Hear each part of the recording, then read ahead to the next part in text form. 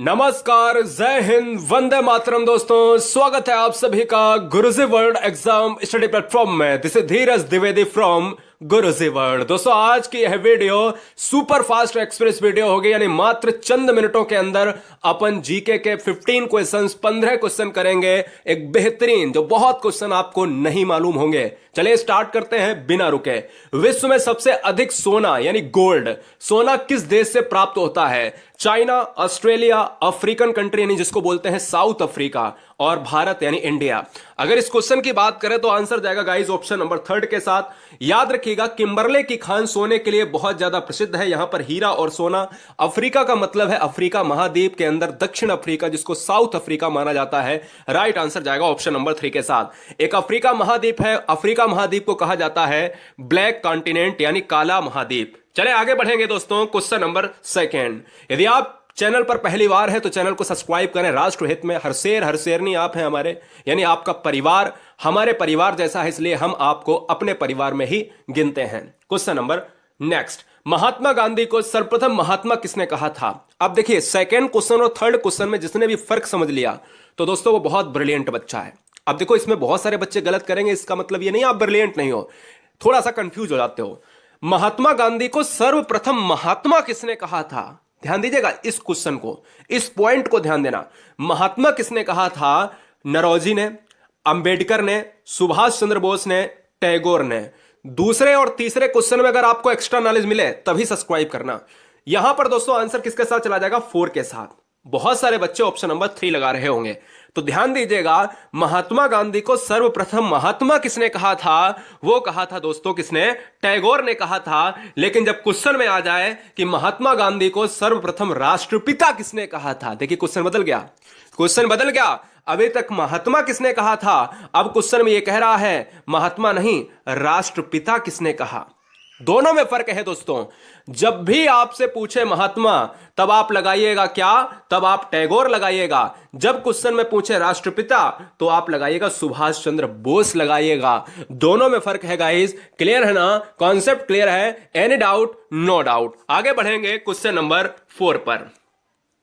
सबसे अधिक क्षेत्रफल वाला देश कौन सा है विश्व का? याद रखिएगा, हम इस वीडियो में यह भी जानेंगे अभी कि ऐसा कौन सा देश है जो कपड़े पर अखबार छापता है। यानी हम लोगों के यहां अगर भारत में देखा जाए तो जो अखबार होता है वो कागज का होता है, जो लकड़ी से बनता है, ठीक है ना। और एक ऐसा देश है जहां पर हम कपड़े से अखबार भी छापते हैं।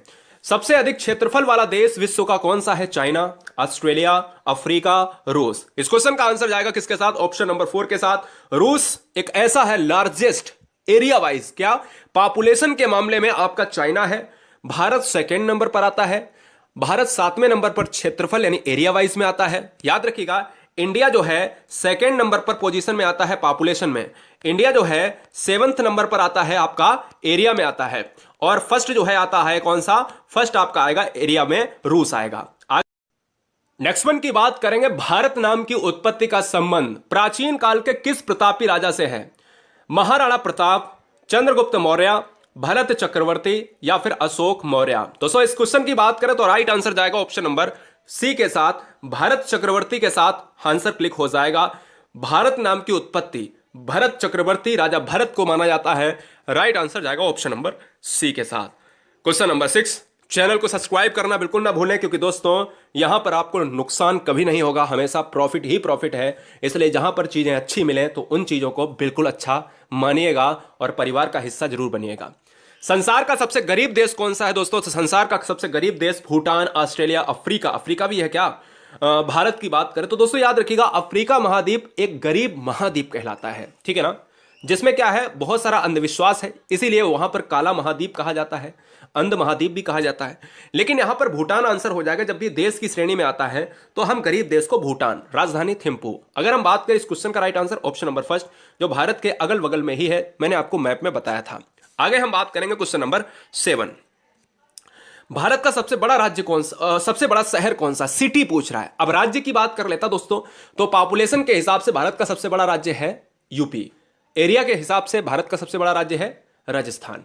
भारत का सबसे बड़ा शहर कौन सा है? मुंबई, कोलकाता, दिल्ली, मद्रास। तो इस क्वेश्चन का राइट आंसर जाएगा ऑप्शन नंबर ए के साथ, मुंबई। मुंबई में एक बंदरगाह भी है जो सबसे पुराना बंदरगाह है, जिसको कहा जाता है मुंबई बंदरगाह।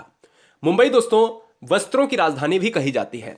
याद रखिएगा, मुंबई के पास में अगर हम बात करें, मुंबई किसका पार्ट है? मुंबई राजधानी है, कैपिटल ऑफ महाराष्ट्र। महाराष्ट्र की राजधानी मुंबई है। आगे हम बात करें क्वेश्चन नंबर 8, भारत का सबसे ऊंचा मीनार कौन सा है? यानी जो सबसे टॉप लेवल का मीनार है भारत की, वो कौन सी है? चार मीनार, कुतुब मीनार, झूलता मीनार, शहीद मीनार। तो दोस्तों आज होमवर्क के लिए क्वेश्चन देते हैं कि अगर इस क्वेश्चन का right answer option number B है, कुतुब मीनार, तो यह बताइए कुतुब मीनार भारत में किस राज्य में है या भारत के किस हिस्से में है? वो केंद्र शासित प्रदेश भी हो सकता है और वो शहर भी हो सकता है। क्वेश्चन नंबर 9, किस देश में कपड़े का अखबार छपता है? Spain, Australia, Africa, Zimbabwe. तो दोस्तों इस क्वेश्चन का राइट आंसर चला जाएगा स्पेन। याद रखिएगा, अखबार मूलतः लकड़ी से छपता है, जो कागज बनता है जिससे, और कागज किससे बनता है? लकड़ी से। स्पेन के मामले में एक और हम चीज बता देते हैं, तो यहां पर घुड़सवारी, घुड़दौड़ यहां का राष्ट्रीय खेल भी है फिलहाल, जिसको हम कहते हैं बुल फाइट।